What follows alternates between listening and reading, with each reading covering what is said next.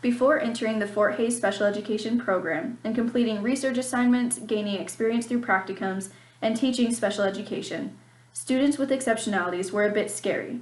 I was unsure of how to approach these students academically and behaviorally. With a background in physical education and health, I did work with students who have special needs, but only in passing. I never had the opportunity to work with the individuals, but instead I worked with them as a part of a larger group. I assumed that special education required a tremendous amount of paperwork and had little reward. My understanding of evidence-based practices was low, and I had little understanding of how important assessments were, or how to use them in order to guide instruction for each individual. Of course, I understood progress monitoring from the physical education perspective, but assessments administered in a gym are vastly different from assessments administered in a classroom, and especially a special education classroom. How my assumptions and beliefs have been transformed. Having nearly completed the special education program, I now understand that students with exceptionalities are not intimidating, but instead are unique and simply require a little more attention, guidance, and effort in order to help each individual find success. I have found that just as each individual is different, each individual's definition of success is different. Individual education plans are a way for teachers, families, and students to create personal, educational, and social-emotional goals, and to ensure progress is being made. These plans provide a snapshot of the individual's strengths, weaknesses, and no two IEPs are the same. In regard to my assumption about paperwork and reward, special education does require a lot of paperwork, but I have found that it is in fact worth it. To be able to see students make improvements throughout the year is incredibly rewarding. I have a great understanding of evidence-based practices and why they are so important. Instead of teachers deciding the strategies that might work for students, evidence-based practices and strategies provide the teacher with the tools they need and proof that the practices and strategies work. There's no guessing when we use evidence-based practices. In my classroom, assessments are a daily occurrence. I use a variety of informal assessments and curriculum-based measures regularly. Something as simple as a checklist provides me with information on each student and what areas I need to focus on with them.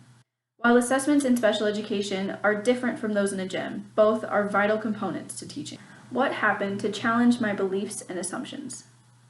Having the ability to teach as a special education teacher while going through the special education program enhanced my learning and made it more hands-on. The practicums provided me with real-life situations where I could work with my students and try new strategies. The experience of teaching, practicums, and completing all of the research throughout this program is what helped transform my preconceived ideas, beliefs, and assumptions. Before entering this program, students with exceptionalities were intimidating, and I wasn't sure how to approach them. The Council for Exceptional Children, Standard 1, states that professionals understand how exceptionalities interact with development and learning, and that we use this knowledge to provide learning experiences that will challenge our students. Standard 3 states that professionals use knowledge of general and specialized curricula to individualize learning for students. The Program Learning Objective 1 states that candidates will apply foundational knowledge and skills when working with students. Accomplishing both of these standards and the objective allowed me to see these students in a different light. Understanding the different disabilities and how those disabilities affect student learning eased my nerves and allowed me to provide my students with the services they need. As the high school special education teacher in an alternative school, I teach both special education and general education classes. The program, along with my teaching position, helped me to meet Standard 1 and 3 and the Program Learning Objective 1, and that allowed me to meet my students where they are in order to get them to where they need to be. It allowed me to approach my students academically and behaviorally without worrying whether or not I was doing it the right way. Standard 5 is about professionals using evidence-based instructional strategies to advance learning for students, and Standard 4 says professionals use multiple methods of assessment in order to make educational decisions. The Program Learning Objective 4 requires candidates to utilize and analyze evidence-based formal and informal assessments in decision-making. Accomplishing both of these standards along with the learning objective enhanced my understanding of evidence-based and the importance of assessments and progress monitoring. I regularly assess my students and analyze the data from the assessments to guide my future instruction. I also use evidence-based practices because I know they are proven to work, but I am careful when choosing the strategies to make sure that they will be the most effective for my students. The Council for Exceptional Students Standard 2 requires professionals to create learning environments that are conducive for learning, which means that they are safe, inclusive, and culturally responsive. The Program Learning Objective 3 states that candidates will create learning environments that will meet the needs of students with exceptionalities.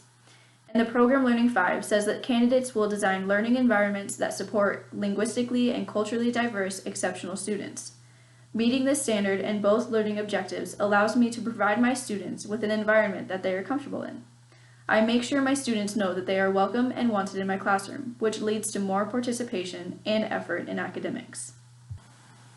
Standard 6 focuses on professional learning and ethical practices. The Program Learning Objective 2 requires candidates to exhibit leadership, professionalism, and mindfulness.